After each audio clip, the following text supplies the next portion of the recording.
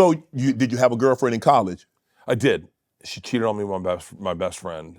And Well, how is it hold on.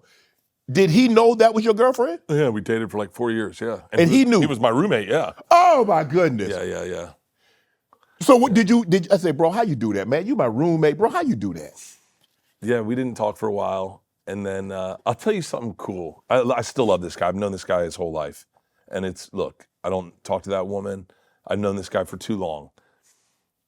This is, I don't know, this is guys. Yeah. Maybe you'll get this. And we've been in touch since I moved to New York. We kept in touch. We'd hit back, and I'd hang out with him every now and then. And then I hadn't been back to a Florida State game. And then I went back to Florida State Syracuse like 3 years ago. And he goes, hey, I want to set you up with the athletic director, because he's still big at Florida State. Right. And they got a special thing planned, and they did. They've had this video of me talking about how much Florida State means to me and about the Indian Spear and the Seminole and the Chief, on Renegade with Chief Osceola. And then they bring me out to the center of the field, and fucking Renegade comes out and rears up, and the burning spear goes in, and I'm crying. And they take me up, and I meet the president, and I meet, I just have the time of my life. Wow. And my buddy calls me, and he goes, hey, are we good now? No. I go, we're good. How did you find out, though? She kind of told me. She told me in stages. She's like, we might have hooked up, we might have kissed, and then next thing you know, it was like a little more than that, a little more than that, a little more than that. And then by that time, and you got to realize I'd only been with 2 chicks at that time, the first girl and her. Right. And I'm certain you've probably never been the word as a cuckold, but it is an embarrassing feeling to be cheated on and everyone know about it. But you. But me, and everyone knew about it. It happened all summer, and everyone knew about it. And ain't nobody hold on. No one told me. How many friends you have? Did you have any friends? Clearly, they're not as close as you thought they were. A childhood friend, a guy I grew up with, I've known since I was like probably 4 years old, Pat Fagan, found out about it and said, if you guys don't tell him, I'm telling him. But everyone kind of knew about it, and I didn't know about it. As a matter of fact, on that trip to Clemson that I'm telling you about, I found out the weekend after. The weekend after that trip, or the Monday when we came home, I found out that Monday. And so. Was there ever a situation that you weren't there, but she was there waiting for you to get back and he was there? I'm certain. I mean, it's like, it's so devastating to be cheated on and to have a community know about it and you not know about it, that it really kind of, it's defining. It's traumatic. It's they say, what is it? Rejection from your peers is worse than death. And then you had to reassess your friends. You had to reassess who you loved and who you didn't love and who you cared about and who you didn't trust anymore. And then they have friends and you don't have those friends anymore. Right. And so I got beat up by a friend too one time, and that same thing happened where it's like you pick sides. And by the way, I'm sure you've never been beaten up, but like getting beaten up is like. You got beat up? I've been beaten up a couple times. So you times. got your girl took and you got beat up? A couple years later. It was a different guy. It was a different guy. I met good friends. Did it hurt, Bert? Did it hurt more because it was a friend? Yes. Because as opposed to someone you don't know and it happened, but the mere fact that he knew that you were seeing her, she knew that was your roommate, and they still had blatant disregard for your feelings. Yeah. Oh, it was devastating. It was devastating. And what's very interesting about this story is I had just come back from Russia, which is probably my most famous story about getting involved with the Russian mafia.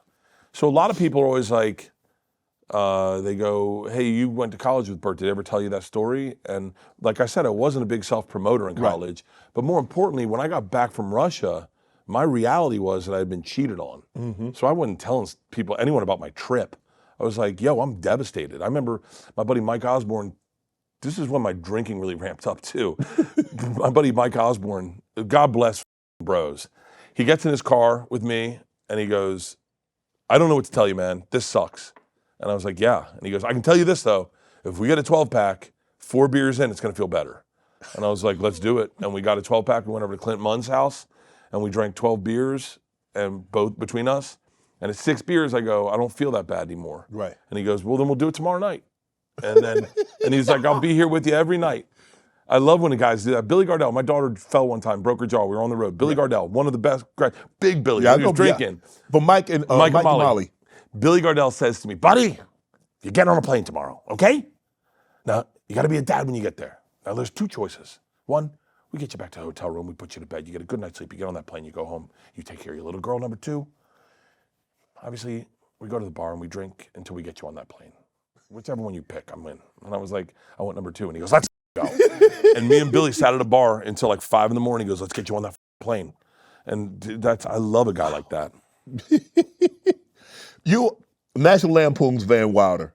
Yeah. Ryan Reynolds played that. That story is about you, correct? I guess. I mean, I feel disingenuous saying that now because I've made a movie. Yeah. And I know how much hard work goes into a movie. Right. And I know how much ownership you take over a movie that you make. Right. So it feels weird to be a kid saying, that's my story, Right. you know? But I'll tell you that. But it feels like your story. Well, the day it came out, I'll just say this. The day it came out, I got a call from my agent and my manager, my lawyer, and a couple agents on the phone, and they said, this was stolen from you. This was your story, and we want to sue. But the movie, you got to remember, the movie didn't come out strong in the theaters. And I was like, okay. And I got to give this guy credit. Barry Katz was on that phone, my old manager at the time. I go, let's sue. I was really butthurt. I was really hurt that they had done this, that they hadn't involved me, that they hadn't consulted me at all. And I'd been there at the beginning processes of it. I had consulted at the very beginning of it. And Barry goes, Papa, there's 2 types of people in this business. People who work and people who sue. Pick which one you want to be. And I went, I want to work. And he goes, then don't sue. Right. And I didn't sue. And I've worked my entire life. Yes. And I say this honestly. I would love to meet Ryan Reynolds. I've never met him. Right. But when he almost came to my Red Rocks show this last time I did Red Rocks. He was doing something with an agent. The agent tried to bring him today to catch a flight. When I meet Ryan Reynolds, I would love for him to say, I'm a fan of your work, as opposed to, so you're the Van Wilder guy. Right. I would like the Van Wilder thing to be a footnote in a career that I've made for myself. Right. And I think, because you're much more than that. I think so. Yes, So that's why it feels weird talking about it now. But yeah, I mean, thank God I never was a part of it, because that would have been my pony. Yep. You know? I love that. You want to work or you want to sue? It was, dude. And I took a meeting with a company one time. My Big White Whale's always been a TV show about my family. Yeah. My Big White Whale's been that forever. I took a meeting with a company over by where Netflix's radio is. I don't know why I like small details. Over by that Target by La Brea. And they were like, and they had my book on the table, and they're like, we're huge fans. I was like, oh, thanks. And they're like, our business partner couldn't be here today. He was in a little bit of motorcycle accident, but we would love to do a TV show with you. And I was like, awesome. And they're like, we've been fans of yours for like 27 years. And I was like, it's impossible. I was like, what? At the time, I wasn't 27, I was probably 25, 22. Right. I was like, that's impossible. And they're like, we made a movie called Van Wilder. And I went, oh. And then I walked out of that meeting and I thought, thank God I never sued. Because here's what I've always wanted. And these guys have the opportunity to give it to me. And if I had sued, I would never have had that opportunity. Do you think they know it was about? They had to. I mean, they had to. And so, I mean, they had my book, and I think I wrote about it in my book. Right. But and their business partner was Ryan Reynolds. He had been in a motorcycle accident in Canada in a parking garage. And so, yes, I would love to meet Ryan Reynolds. I've been a fan of his forever. Obviously, before everyone liked him, I was a fan of. Right. I haven't seen Van Wilder, but I'm sure it's a good movie. But yeah, I would like for him to like what I do, as opposed to that. Would you like to do something with him? Fuck yes. Deadpool fucks Bert Kreischer in the ass and make a porn. I don't care. I'll do a series of those. Deadpool raw dogs, Bert Kreischer. Want to join Club Shay Shay? Become an official member by hitting that subscribe button, where you never know who's going to be joining us for drinks and conversation. Don't be late to the party, because you know we like to do something before two something.